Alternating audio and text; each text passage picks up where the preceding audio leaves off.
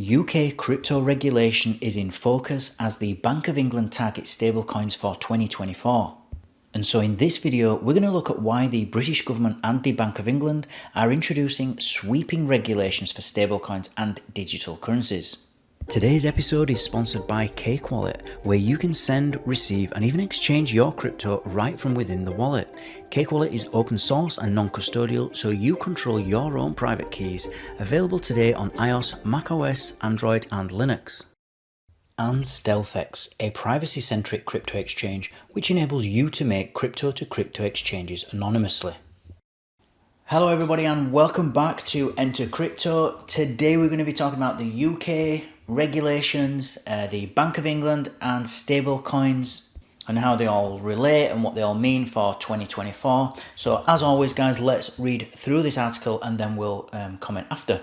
So the BOE's strategy primarily focuses on regulating stablecoins integral to payment systems by early 2024. This approach is driven by a belief that stablecoins, typically linked to stable assets like the British pound, pose less risk to the financial system compared to other cryptocurrencies. And consequently, the BOE's regulatory framework is designed to maintain the resilience of these digital currencies within significant payment infrastructures. Moreover, the FCA will oversee the broader crypto market, ensuring a comprehensive regulatory umbrella covering all aspects of digital currency operations. This dual regulatory mechanism is a thoughtful response to the complexities and varied risks presented by different types of digital currencies, and the regulations are the latest in a series of moves the UK government has been making to streamline the crypto space in the island kingdom.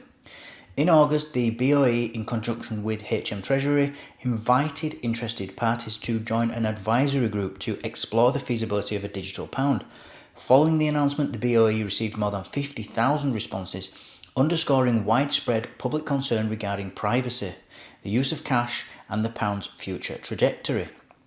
However, the BOE's quest for a digital pound has not been without criticism. According to Bloomberg, UK lawmakers are questioning whether the digital pound is needed.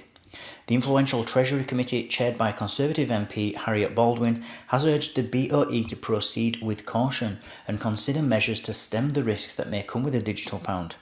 Per the Bloomberg report, the committee asked the central bank to consider whether the digital pound was worth the trouble, since it could jeopardise the traditional banking system and cause privacy concerns. An intriguing aspect of the UK's regulatory plan is the allowance for stablecoin companies to earn returns from the assets backing their coins, and this approach, however, has sparked debates over fairness. The concern lies in how rising interest rates might enable companies to profit from these assets, while consumers may not see equivalent benefits. Aware of this potential imbalance, regulators are poised to closely monitor the situation.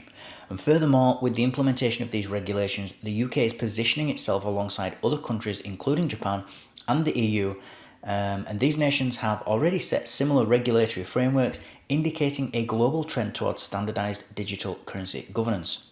This move starkly contrasts with the US, which has yet to release a comprehensive framework for stablecoins and the broader crypto market.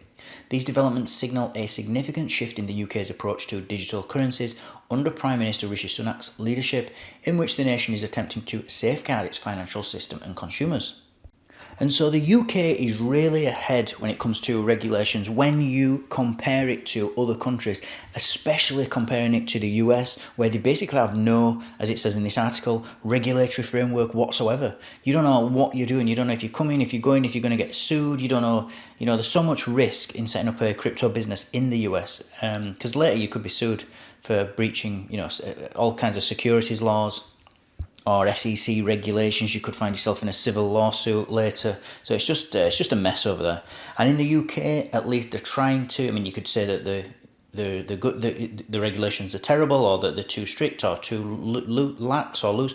But one thing is that they are addressing the issue of regulation in crypto. And so whether that be stable coins, as in this case, they're also trying to get through a CBDC. They're also trying to work out what is Bitcoin. Is it a commodity? Is it a currency? How do they tax it? They're going to treat it as if it's a capital gains tax for profit purposes, but who knows? It can change, and Bitcoin can change as well. Remember, it's just software. So what it means to people, there's some people that argue that it's property. You know, is it a token? It's really difficult. Bitcoin is so new and it's kind of all singing and all dancing that it's really hard to put it into anything. Is it a security? You know, it's governments have got to try and ask these questions before they can even regulate it, because they don't know how to regulate it if you don't even know what the thing is. And in truth and in reality, they're going to have to accept that crypto is a new, completely different asset class. You can't treat it as a property. You can't treat it as a currency. You can't. It's just too. It's too different to anything we've ever had before, and they're just going to have to create a new class. This is going to be basically the 12th asset class within finance, outside of property, precious metals, securities, commodities. You know, all these. And the UK is moving along with that. Another place is Dubai, or the UAE. They're moving along with theirs as well. They've got lots of regulations in place, and it's one of the reasons that a lot of crypto companies are going there already. Because as I've said before, if you are starting up a business, it's a risk on its own. It takes capital, it takes time, and this is and it could still fail. It could be a terrible business idea. It could be a terrible business model, just on its own. That's without having regulatory risk as well, and not knowing whether you're going to get sued later. So the businesses and startups are going to look for, you know, the path of least resistance and just go where it's easier to set up shop. And at the moment for crypto, that's Dubai.